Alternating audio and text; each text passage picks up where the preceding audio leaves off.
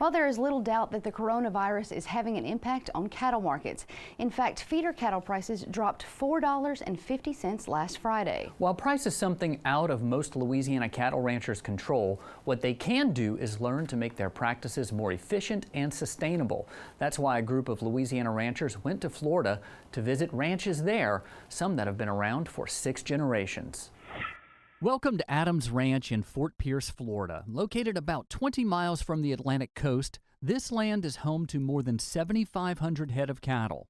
It's also the birthplace of the Brayford cattle breed, officially recognized in 1969. So this is the foundation herd of the Brayford breed in the United States. Mike Adams is the president of Adams Ranch. Established in 1937, Adams is the 3rd generation working cattle here. He's proud to have the Louisiana Farm Bureau Livestock Advisory Committee beef tour visit his ranch. Farm Bureau has been a great voice for agriculture, and you know, it's possible we wouldn't be here without Farm Bureau. Walter Smith raises cattle in Washington Parish, Louisiana. Looking at these cattle grazing among cabbage palm trees, Smith says he's impressed. I think Mr. Adams and his family have done a tremendous job in selecting animals, keeping them true to the breed, and breeding better animals with better bulls throughout the past probably 80 to 90 years. They've been here quite a while. North of the Adams Ranch is Kempfer Cattle Company. It's here where the group gets to see purebred registered Brahman cattle. For Caddo Parish rancher Carrie Rumbaugh, the entire visit is quite the experience. We got to ride on swamp buggies, which I had never done before. We got to see registered herds, and that is new to me. We do not have registered herds at our house.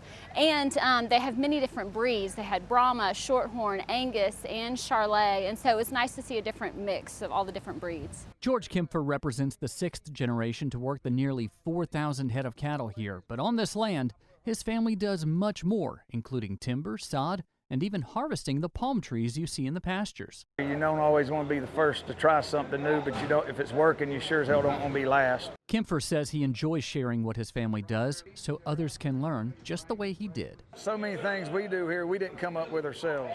I take ideas of what other ranches are doing from around the country, whether it's from being on their ranch or reading it in a magazine article or whatever, through university, just research deals, always trying to do things better or find ways to do things better. And the biggest way we've gotten ideas or different management skills is from learning it from visiting other ranches. So we've kind of opened ourselves up to allow people to come and do that. Whenever you do stuff on your operation every day, you kind of get into a routine, and so it's nice to break up the monotony sometimes and see what other people are doing. Marty Woldridge helped organize this trip. He says visiting places like the Adams Ranch and Kempfer Cattle Company make the Louisiana Farm Bureau Livestock Advisory Committee beef tour something worth doing every year. The dedication that these multi-generation farms are putting into their operations to make sure that the farm is here for the next generation, or the ranch is here for the next generation.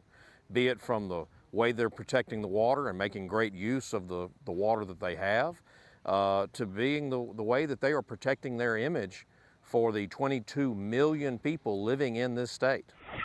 The Louisiana Farm Bureau Livestock Advisory Committee is already planning its next tour next year. They're talking about going back to Florida, northern Florida, and South Georgia. So we're looking forward to see how that comes out. Next week, we're going to probably take a look at some of the research that's done. Was it a good trip? It was a good trip. We had a good time, learned a lot. Looked like y'all went to a lot of great places. It was a lot of fun.